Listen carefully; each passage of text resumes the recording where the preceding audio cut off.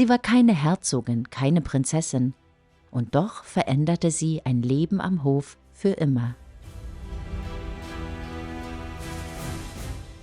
Henriette Mendel, eine Schauspielerin, die einen bayerischen Herzog dazu brachte, auf alles zu verzichten. Und eine Mutter, deren Tochter später zum Symbol eines der größten Skandale Europas wurde. Dies ist die Geschichte einer Frau, die nie nach Macht strebte und dennoch in die Schatten einer Tragödie geriet.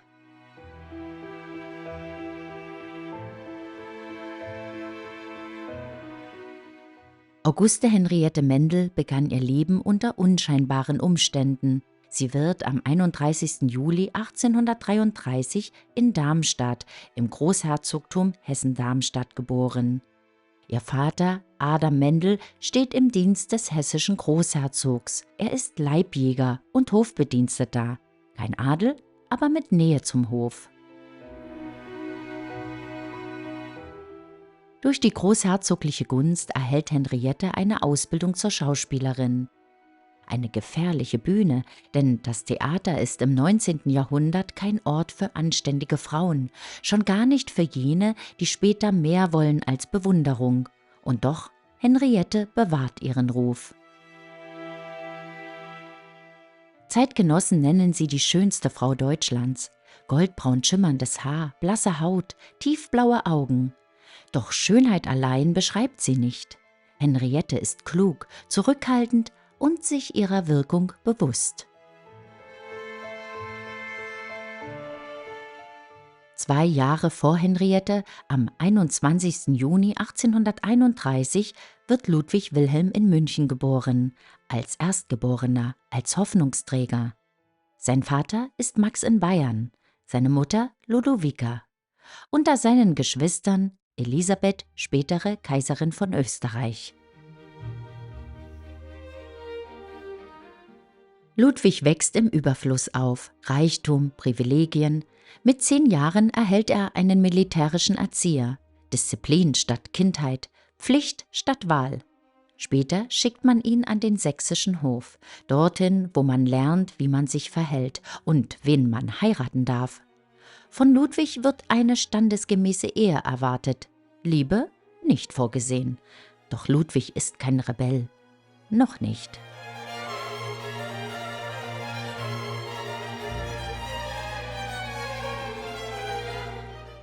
Henriette steht auf der Bühne am Großherzoglichen Hoftheater in Darmstadt. Ludwig sitzt im Publikum. Ein Blick genügt. Zeitgenossen berichten, er habe sich in diesem Moment festgelegt. Doch Henriette weiß, was auf dem Spiel steht. Ihr Ruf, ihre Selbstachtung, ihr Leben. Sie weist ihn zurück. Immer wieder. Es gibt Geschichten, die klingen wie Märchen, und genau deshalb wurden sie später verfilmt. Henriette trug ein schwarzes Samthalsband, in der Mitte eine einzelne Perle. Als Ludwig ihr seine Liebe erklärte, stellte sie eine Bedingung. Sie würde nur jenen heiraten, der daraus eine vollständige Kette machen könne.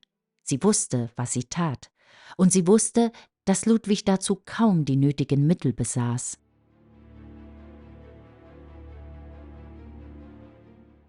Doch Ludwig begann alles zu verkaufen, Pferde, Haushalt, sein bisheriges Leben. Eine Perle nach der anderen kam hinzu, bis zu jenem Abend in Augsburg. Während einer Vorstellung wurde in Henriettes Garderobe eingebrochen. Das Samthalsband verschwand. Man sagte es ihr hinter der Bühne. Sie brach zusammen. Der Schock war zu groß, doch das Publikum wartete. Henriette musste zurück auf die Bühne. Sie vergaß ihren Text, griff zum Probenheft, las, dann schleuderte sie es fort und spielte weiter. Der Applaus war überwältigend. Doch später, hinter der Bühne, versagten ihre Kräfte. Henriette sank in Ohnmacht.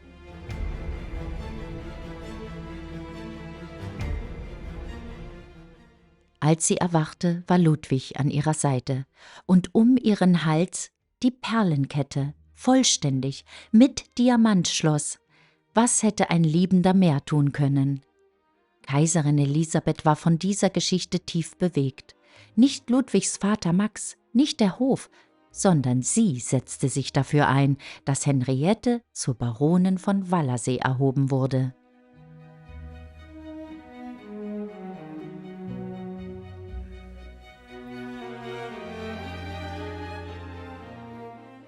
Doch diese Ehe blieb ein Risiko. Der König von Bayern lehnte sie ab, der Kaiser von Österreich ebenfalls. Ludwigs Freiheit war begrenzt, nicht durch Gesetze, sondern durch Erwartungen. Die Drohung war klar: Verlust des Erstgeburtsrechts. Ludwig zögerte nicht, er verzichtete freiwillig, übergab die Stellung des Familienoberhaupts seinem Bruder. Er entschied sich für Henriette.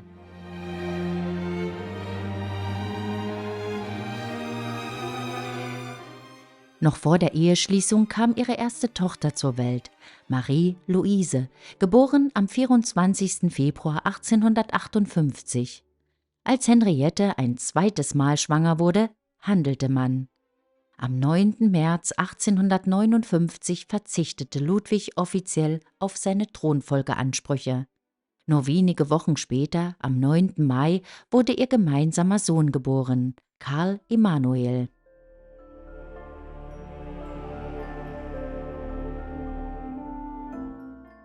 Am 19. Mai 1859 erhob man Henriette zur Freifrau von Wallersee.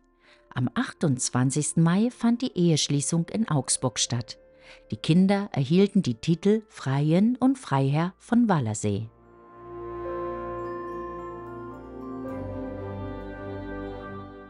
Kurz darauf traf die Familie zusammen am Starnberger See in Possenhofen. Auch Kaiserin Elisabeth kündigte ihren Besuch an. Sie war nicht nur Zeugin dieser Verbindung, sie war ihre Förderin. Elisabeth hatte sich für die Ehe eingesetzt, aus Zuneigung zu ihrem Bruder und aus ehrlicher Wertschätzung für Henriette. Doch das Glück währte nur kurz. Karl Emanuel starb am 1. August 1859, nur wenige Monate nach seiner Geburt.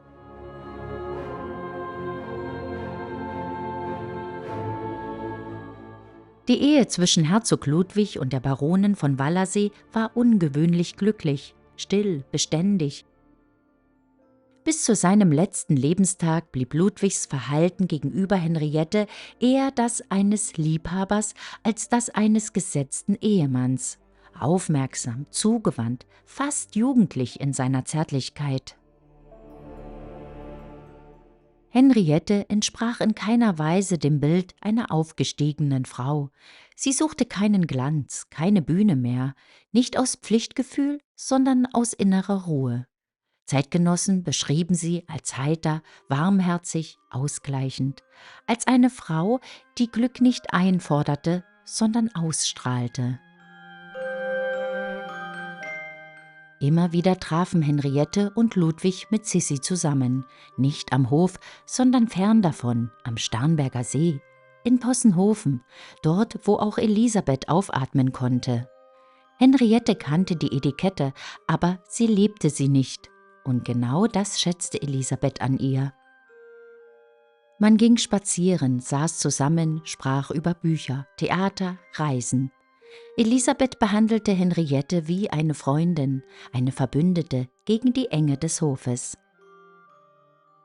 Die herzogliche Familie nahm Henriette von Wallersee sehr warmherzig auf. Für sie bedeutete diese Ehe auch einen Abschied, einen endgültigen. Henriette verließ die Bühne. Und sie tat es gern. Sie hing nicht an Ruhm, nicht an Applaus. Sie machte sich keine Illusionen über ihre schauspielerischen Fähigkeiten und wusste, dass ihre Beliebtheit weniger aus Kunst als aus Ausstrahlung erwachsen war.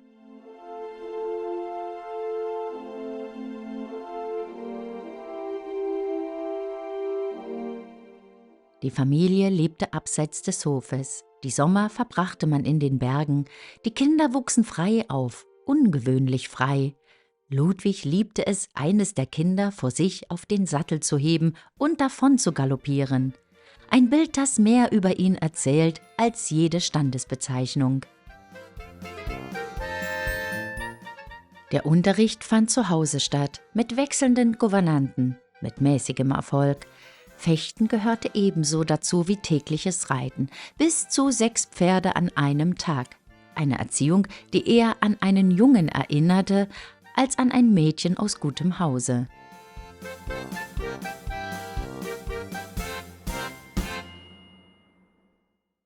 Besonders oft hielt sich die Familie in Garatshausen auf, am Starnberger See.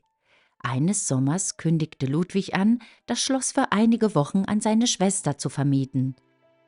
Elisabeth von Österreich kam mit ihrer jüngsten Tochter Valerie zur Erholung. Die erste Begegnung hinterließ einen bleibenden Eindruck.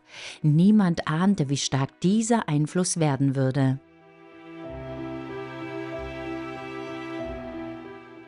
Es war Sommer und Garatshausen zeigte sich von seiner schönsten Seite. Die Familie hatte sich vorübergehend in ein kleines Haus in der Nähe zurückgezogen. Doch zur Ankunft der Kaiserin versammelte man sich im kühlen Vestibül des Schlosses. Das kaiserliche Gefolge traf nach und nach ein. Ärzte, Bedienstete, das vertraute englische Kindermädchen der Erzherzogin Valerie. Wie immer reiste die Kaiserin nicht allein. Erst nach einer längeren Wartezeit fuhr schließlich eine Kutsche mit prächtigen Pferden vor. Eine Frau stieg aus. Sie begrüßte Henriette und Ludwig herzlich, ohne Förmlichkeit. Dann wandte sie sich den Kindern zu, scherzte, küsste sie flüchtig. Ihr Ton war eigenwillig, leicht spöttisch, spielerisch, ganz unhöfisch. Elisabeth erschien ohne Prunk, in schlichter Kleidung, und doch lag etwas Unfassbares in ihrer Erscheinung, eine Mischung aus Leichtigkeit und Distanz. Nach der Begrüßung zog sie sich zurück. Man sah sie an diesem Tag nicht wieder, doch ihr Eindruck blieb. Am nächsten Morgen ließ sie nach den Kindern schicken. Während sie entspannt beim Frühstück saß, kümmerte sich ihre Friseurin um ihr Haar. Ein seltener Anblick, frei von Etikette. Elisabeth befand sich zu dieser Zeit auf dem Höhepunkt ihrer Schönheit, schlank, von natürlicher Eleganz. Ihr langes Haar fiel offen in schweren, kastanienbraunen Wellen über ihre Schultern. Ein Anblick, den man sonst nie zu sehen bekam. Der Grund für die Einladung war einfach. Während ihres Aufenthalts sollten die Kinder miteinander spielen. Elisabeth wollte ausreiten. Das Gespräch war kurz, beiläufig, und doch blieb es im Gedächtnis. Nach der Begegnung mit der Kaiserin kehrte keine Ruhe ein. Die Kinder zerstreuten sich. Doch Marie-Louise blieb noch lange im Park von Garatshausen. Sie streifte durch die Gärten, hielt sich an den Teichen auf, kletterte auf Bäume. Schon damals war bekannt, dass Elisabeth nicht glücklich war. Ein Gedanke, der schwer zu fassen blieb, denn alles, was man von ihr sah, sprach für das Gegenteil. Glanz, Rang, Bewunderung. Warum sollte eine Kaiserin unglücklich sein? Während dieser stillen Stunden näherte sich jemand den Wegen des Parks. Leise Schritte, allein. Es war Elisabeth von Österreich. Sie hatte auf den Ausritt verzichtet und ging ohne Begleitung spazieren. Wie so oft schützte sie ihr Gesicht vor der Sonne mit einem auffälligen blauen Schirm, den sie selbst an Sommertagen nie ablegte. Abends trug sie zusätzlich einen Fächer, um ihr Gesicht vor Blicken zu verbergen. Während des Spaziergangs im Park blieb Elisabeth unter einem Baum stehen. Sie setzte sich auf eine Steinbank und brach zusammen. Zuerst still, dann immer verzweifelter. Ihr Gesicht verlor jede Spannung. Ein Schluchzen durchbrach die Stille. Schließlich weinte sie hemmungslos. Als sie bemerkte, dass sie nicht allein war, sammelte sie sich, richtete sich auf. Doch der Augenblick hatte etwas enthüllt, das sonst niemand zu sehen bekam. Elisabeth fand Gefallen an Marie-Louise. Sie holte sie in ihre Nähe, nach Wien, später auch nach Gödelö in Ungarn. Marie-Louise lebte monatelang im Kreis der Kaiserin und ihrer Gäste, nicht als Fremde, sondern als Vertraute. Und genau das machte es gefährlich, denn am Hof wird Nähe nicht geliebt, sie wird gemessen, bewertet und beneidet. Einige Jahre begleitete Marie-Louise die Kaiserin noch auf Reisen, doch am Hof veränderten sich die Dinge und in Wien liegt Veränderung selten friedlich in der Luft. Dann kam Rudolf, der depressive Kronprinz, der immer stärker abrutschte, und eine junge Frau, die ihm verfiel. Mary Wetzerer. Marie-Louise kannte beide Kreise. Sie war die Brücke, die Vertraute, die Überbringerin. Als in der Nacht zum 30. Januar 1889 das Unfassbare geschah, Rudolf tot, Mary Wetzerer tot, in Mayerling, brauchte der Hof einen Namen, den man nennen konnte. Von diesem Moment an klebte Mayerling an ihr wie ein Schatten. Sie versuchte später, die eigene Rolle zu erklären, immer wieder. Doch die Geschichten und Gerüchte waren schneller als jede Rechtfertigung.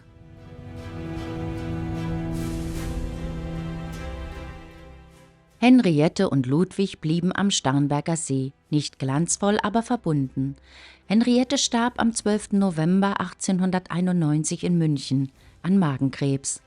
Ein Jahr später heiratete Ludwig erneut. Und Marie-Louise, sie fiel, tiefer, als man es sich am Hof je hätte vorstellen können. Mayerling verfolgte sie, in ihrem Ruf, in ihren Beziehungen, in ihrem ganzen weiteren Leben. 1940 starb sie verarmt in Augsburg, dort, wo alles begonnen hatte.